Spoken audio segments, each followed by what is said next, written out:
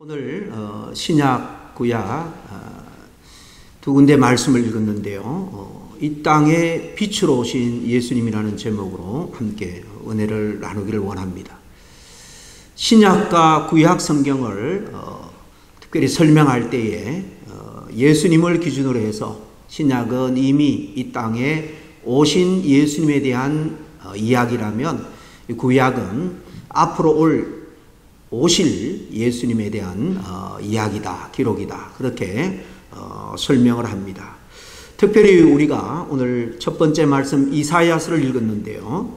이 이사야 선지자는 장차 메시아, 구원자죠. 구원자로 오실 이 메시아는 세상의 빛으로 오시고 또 세상 가운데 빛을 비추신다라고 예언하고 있습니다. 이사야서 9장 1절과 2절에 보면은 이렇게 말씀합니다. 멸시를 당하던 스불론 땅과 납달리 땅, 곧 갈릴리 지역을 영화롭게 하실 것인저 그랬습니다. 이 스불론, 납달리 지파는 예수님이 태어난 곳은 베들레헴이지만은 어릴 적부터 쭉 장성하기까지 자란 곳은 고향은 나사렛입니다. 갈릴리, 이스라엘의 북쪽 지역인데 바로 그곳이 스불론, 납달리 땅입니다. 역사적으로 일찍이 외침을 받아서 이 북쪽에 사는 사람들은 많은 고통 가운데 살았습니다. 예수님 올 당시에도 이 북쪽 사람들은 예루살렘 중심 이스라엘 백성들로부터 사실 멸시와 천대를 받기도 했습니다. 이렇게 흑암 가운데 있던 백성들이 큰 빛을 보게 될 것이다. 그러면서 그 땅에 빛 대신 메시아가 오시는데 바로 영적으로 어두운 그 갈릴리 지역에 오실 것이다 라고 예언을 합니다. 두 번째로 오늘 읽은 60장 2절 3절에도 죄악과 그로 말미암은 이 하나님의 진노로 인해서 온 땅이 깜깜할 때에 하나님이 구원의 빛을 이 이스라엘 시온에 비춰줄 것이라는 예언입니다. 저 빛 대신 그리스도께서 이스라엘에 임할 것인데 이 빛은 이스라엘을 넘어 먼 나라 이방에게까지로 확장되는 빛이다 라고 오늘 3절에 보면 이해할 수가 있습니다. 그래서 빛으로 오신 예수님은 오늘 두 번째 본문인 요한복음 8장 12절에서 주님은 직접 자기 자신에 대해서 나는 세상의 빛이다 스스로 그렇게 정언을 하고 있는 것을 보게 됩니다. 여러분, 모든 생명에게 빛이 얼마나 중요합니까? 우리의 기본적인 양식은 식물입니다. 곡식입니다. 이것들은 빛이 없으면 열매를 맺을 수가 없습니다. 당연히 식물이 자라지 못하면 동물이 있을 수가 없고 사람도 살아갈 수가 없습니다. 이처럼 물리적인 빛이 참 중요합니다. 그런데 성경에서 말하는 빛은 이 빛보다 더 중요한 영적인 그런 빛에 대해서 말씀합니다. 그것은 하나님과 그 아들 예수 그리스도가 주시는 정말 영원한 생명의 빛, 참 빛에 대해서 우리에게 말씀을 하고 있는 것입니다. 그렇습니다. 이사야 선지자의 예언과 예수님 자신의 그 정언을 통해서도 우리가 확인할 수 있는 것처럼 빛이신 예수님, 이 세상에 빛으로 오셔서 세상 가운데 빛을 비춰 주셨습니다. 지금도 사실 부활성천하신 주님은 영으로 성령을 통해서 계속해서 이 땅에 이 생명의 영원한 빛을 비춰주고 있는 것입니다. 인간은 이 빛이 있어야 살아갈 수 있습니다. 이 빛을 받지 못하면 온갖 문제가 생기게 됩니다. 이 빛이 없으면 인간은 대체물을 찾게 되는 거예요. 예를 들면 이 빛이 세상의 성공이다, 물질이다, 인기, 명예, 권세다, 향락이다 그러면서 그런 것들이 세상 빛인 줄 알고 한평생을 정신없이 추구하며 살아가다가 온 인생을 다 허비하고 마는 것입니다. 그런데 나중에 참빛을 정말 알지 못하면 얼마나 불쌍한 인생이 되고 마는지 모릅니다. 죽음 직전까지도 이 빛을 찾지 못하면 영원히 멸망할 수밖에 없기 때문입니다. 한여름밤에 밖에 켜놓은 외등 전열구에 보면 온갖 여름 벌레들이 그 전구를 향해서 날아오는 것을 보게 됩니다. 그 다음날 아침에 날이 새서 그곳에 나가보면 그 밑에 온갖 벌레들의 사체가 수북하게 쌓인 것을 확인할 수 있을 것입니다. 빛을 향해서 돌진하다가 그 빛에 다 충돌해서 죽은 겁니다. 문자 그대로 정말 한여름밤에 꿈이 되고 만 거죠. 자기는 분명 좋은 줄 알았는데 바로 그 빛은 멸망의 길로 인도하는 것이었다는 겁니다. 그러므로 우리가 인생을 살면서 가장 중요한 것은 메시아로 오신 예수 그리스도 안에 있는 참 빛을 발견하는 일입니다. 이제 성탄절을 며칠 앞두고 모두가 부디 이 참 빛이신 예수 그리스도를 다시 깊이 만날 수 있는 시간들이 될 수 있기를 바랍니다. 더 나아가서 빛 가운데 복되고 아름다운 삶을 살 뿐만 아니라 주님처럼 빛을 발하는 삶이 되기를 바랍니다. 왜 메시아는 이 땅에 빛으로 오셔야 했을까요? 그것을 이해하기 위해서는 아담과 하와 이후에 타락한 이 땅의 본 모습을 우리가 잘 이해하는 것이 중요합니다. 한마디로 이 세상은 어둠이 가득한 곳이 되었기 때문입니다. 물론 이 땅에 물리적인 빛은 얼마든지 있습니다. 그러나 영적인 빛을 상실한 가운데 많은 사람들이 이 땅에 정말 꿈을 안고 태어났지만은 평생 어둠 속에서 헤매다가 결국 어둠 속에 사라지고 말게 되는 겁니다. 성경에 보면 세상이라는 말이 아주 많이 나오는 것을 알 수가 있습니다. 문맥을 통해서 보면 세상이라는 말이 여러 모양으로 쓰이고 있는 것을 확인할 수 있습니다. 잘 아시는 것처럼 우리가 흔히 쓰는 이 세상, 말 그대로 피조 세상, 우주 만물 전체를 가릴 때 당연히 세상이다라고 표현합니다. 그런가 하면 또 세상이라고 말할 때 그것은 타락한 인생들, 인류 전체를 가리킬 때도 바로 이 세상이라고 표현합니다. 잘 아시는 것처럼 요한복음 3장 16절 하나님이 세상을 이처럼 사랑하사 그 귀한 독생자를 주셨으니 이렇게 말할 때 이 세상은 바로 타락한 우리 인생들을 위해서 하나님이 하나밖에 없는 독생자를 보내주셨다라는 말씀입니다. 바로 하나님께서 창조하신 인간, 그러나 지금은 타락하여 죄 가운데 죽을 수밖에 없는 운명에 처한 모든 인간이 바로 세상이라고 표현합니다. 그런가 하면 셋째는 사탄이 지배하는 이 죄악 세상을 가리킵니다. 물론 우주 만물은 하나님의 손 안에서 지탱되고 보존되고 있습니다. 그러나 죄가 에덴 동산에 들어온 이후에 죄의 그 권원자가 되는 악한 마귀 사단은 여전히 세상에서 권세를 쥐고 우리 사람들을 미혹하고 있습니다. 주인 되신 하나님을 대적하여 하나님과 배교하는, 거역하는 그런 삶을 살도록 하는 것이 사단이고, 사단은 지금도 공중권세를 잡고 우리가 살아가는 모든 영역, 사상과 문화, 예술 전 분야에서 알게 모르게 인간들에게 계속해서 악한 영향, 하나님을 배역하도록 영향을 끼치고 있는 것입니다. 이런 세상을 가리킬 때도 그냥 세상이다라고 표현을 합니다.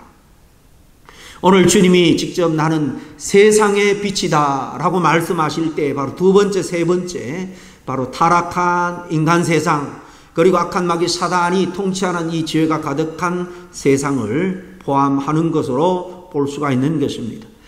이 세상은 죄악 세상이라서 어둠이 가득합니다. 물리적인 어둠이 아니라 영적인 어둠입니다. 성경에는 어둠이 여러 가지를 상징하는데요, 죄를 어둠으로 표현합니다. 죄의 결과인 사망, 그리고 영혼이 사망에 처할 수밖에 없는 운명의 절망적인 우리 인생, 그 절망 자체도 어둠으로 표현합니다.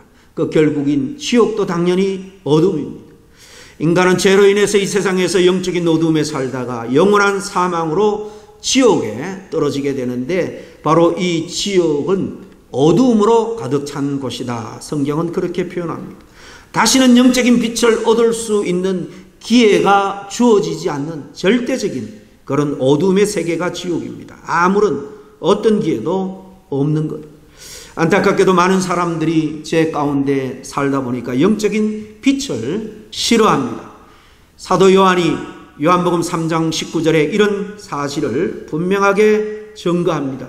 사람들이 자기 행위가 악함으로 빛보다 어두움을 더 사랑한 것이니라 그랬습니다. 그렇기 때문에 영적인 빛으로 오신 예수님을 세상 사람들은 달가워하지 않는다는 것입니다.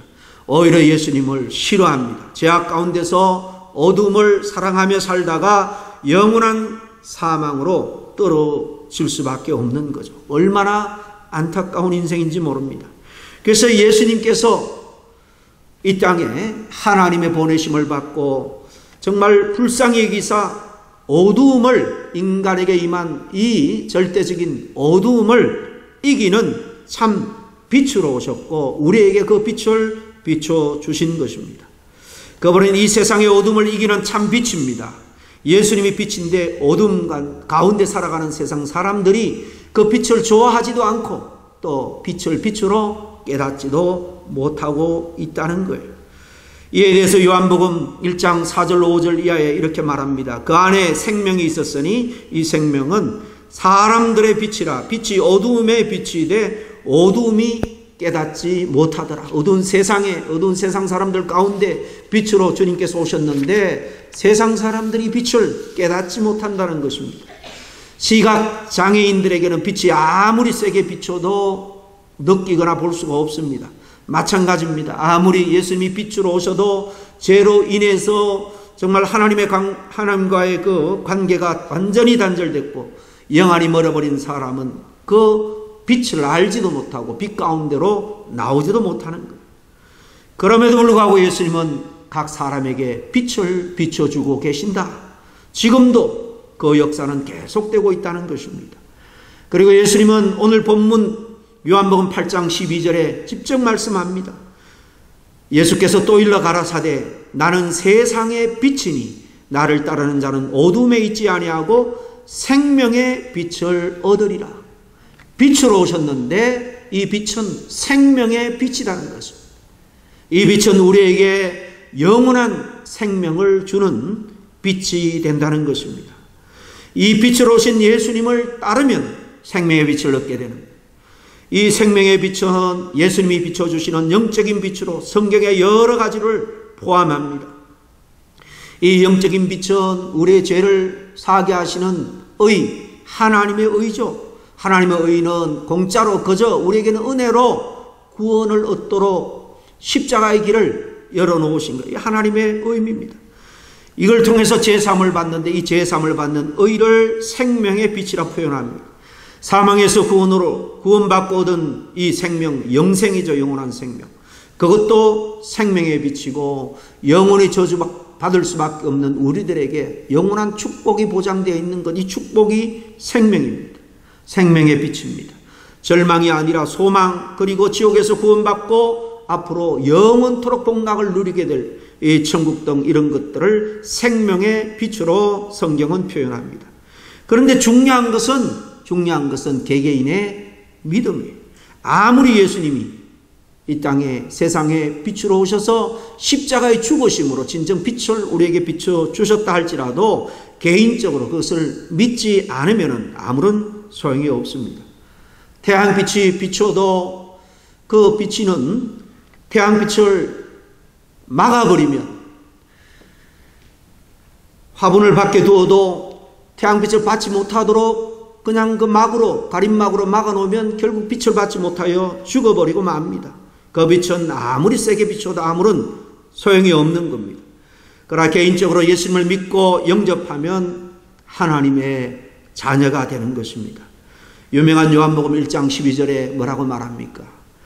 바로 우리가 주님을 영접할 때, 그 이름을 믿을 때에 하나님의 자녀가 되는 권세를 우리에게 주셨다라고 말씀하지 않습니까? 그런데 성경은 이 하나님의 자녀를 또한 빛의 자녀다 그렇게 부르기도 합니다. 그렇습니다. 우리 그리스도인은 빛의 자녀입니다. 더 나아가서 빛을 증거하는 빛의 증인입니다. 이 빛의 자녀라고 할 때 요한복음 1장 36절에는 이렇게 말합니다. 너에게 아직 빛이 있을 동안에 빛을 믿어라. 그리하면 빛의 아들이 되리라 그랬습니다. 예수님을 믿으면 빛의 아들, 즉 빛의 자녀가 된다라는 말씀이죠.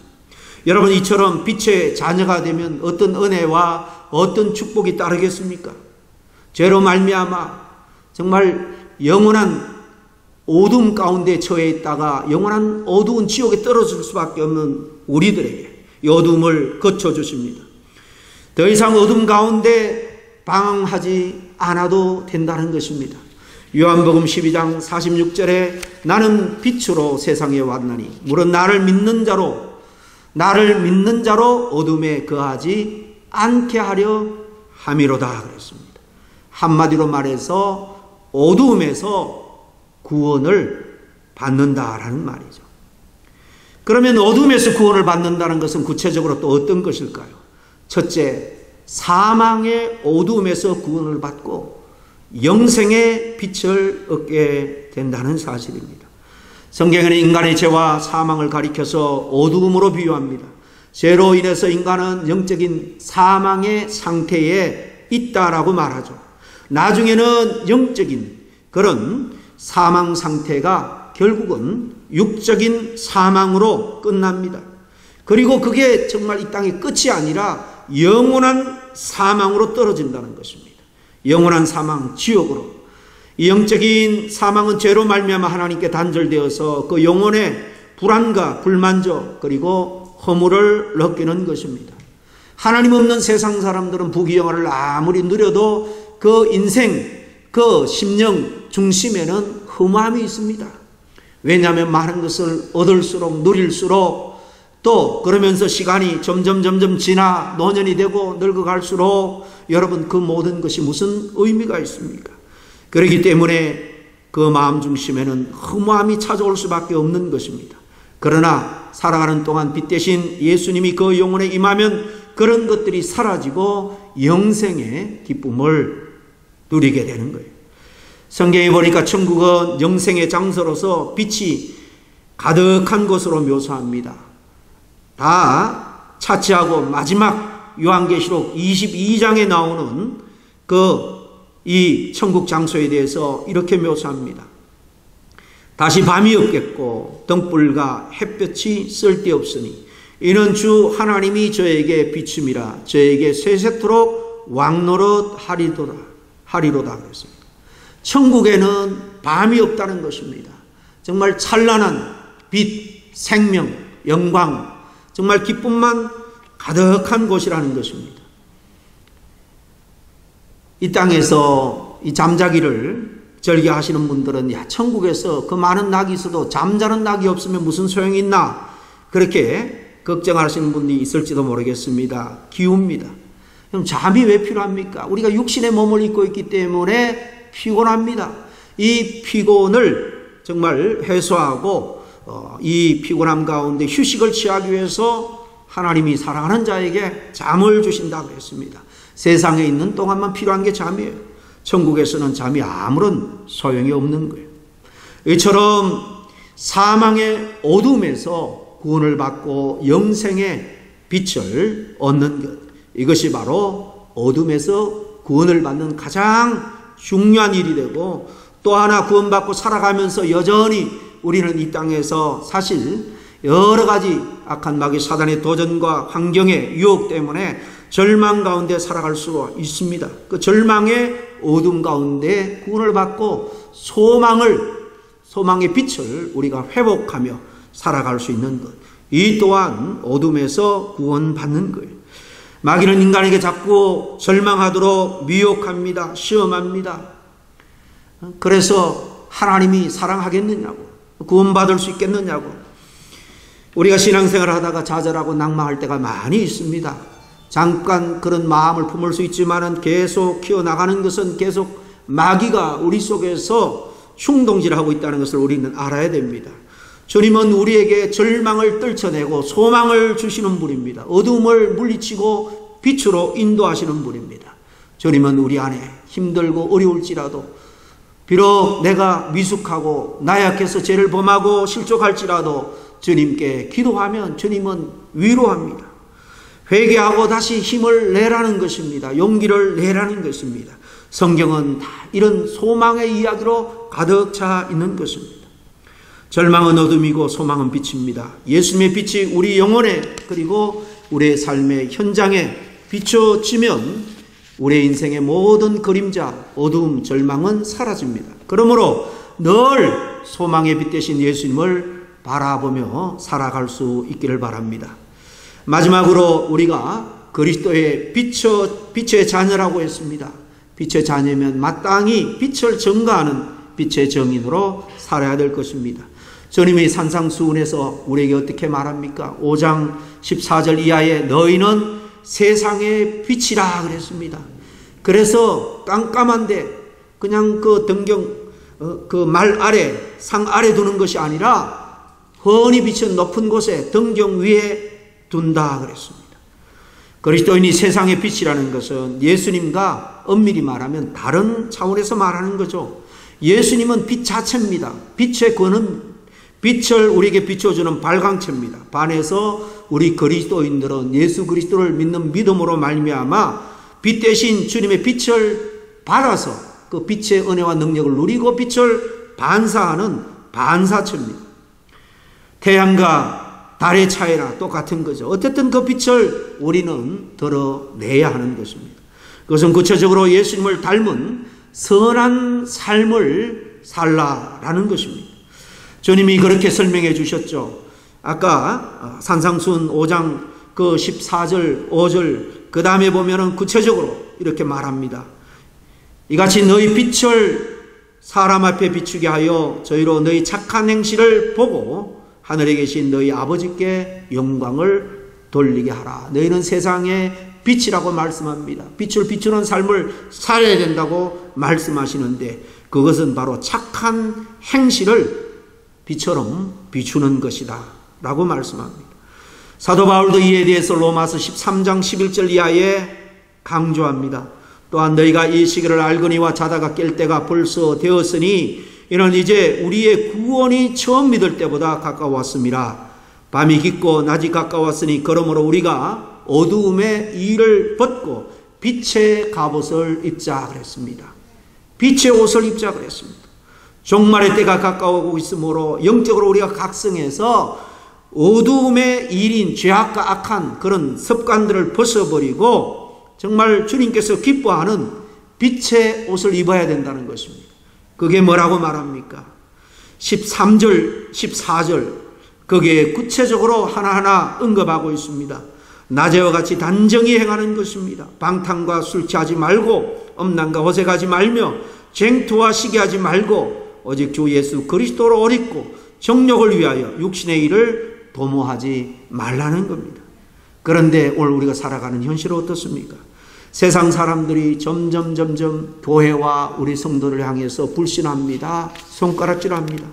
어떤 설문조사에 보니까 이렇게 교회가 우리 성도들이 세상 가운데 신뢰를 잃어버리고 있는 가장 큰 원인이 뭔가라고 조사를 했더니 가장 첫 번째가 바로 믿는 자들, 우리 성도들의 언행 심사라는 것입니다.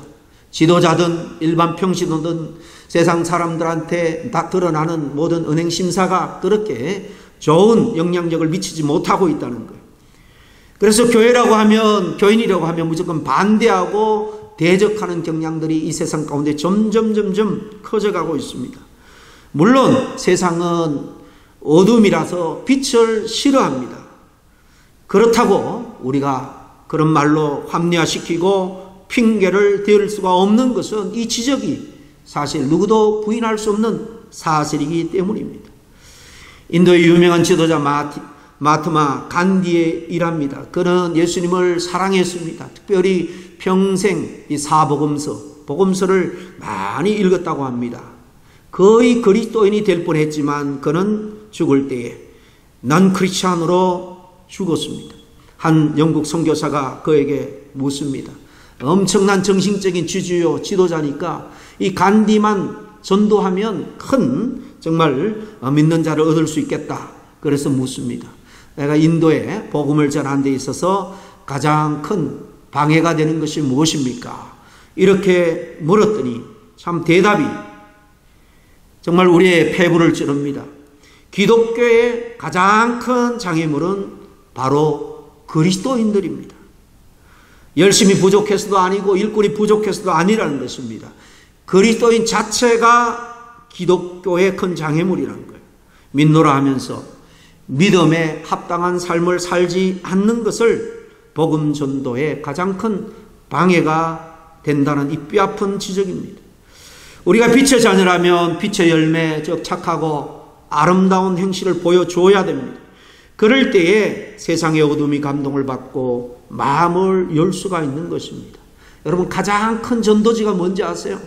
우리의 말입니다. 우리의 성품, 우리의 인격이 정말 가장 영향력 있는 전도지인 셈입니다. 우리가 구체적으로 빛의 자녀로서의 삶을 보여주지 않으면 세상 사람들은 예수님의 빛이란 사실도 알지 못하고 깨닫지 못합니다. 그러면 얼마나 철저하게 우리가 보여줘야 될까요? 얼마나 철저하게 빛된 삶을, 선한 영향력을 끼쳐야 될까요?